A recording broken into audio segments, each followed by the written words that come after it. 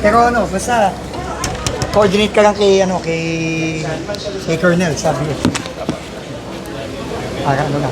Nandito naman yung gamit na. Opo, nasa vicinity po. Tapos kung may kailangan silang mga mano-manong equipment, kung meron tayo, Yes po. dito lang sa site. Sir, at ito yung ano sir, ito yung na-identify na... Na dalawa. Sa DPWH, ready to go once na sabihin ng BFP, kailangan na silang immobilize. So, at least mga 6 na heavy equipment ang nandito na in the surrounding areas. Kasi, pero nakita nyo naman, masisikip yung kalye. So, pagka kailangan na sila, papasok na. Mayor,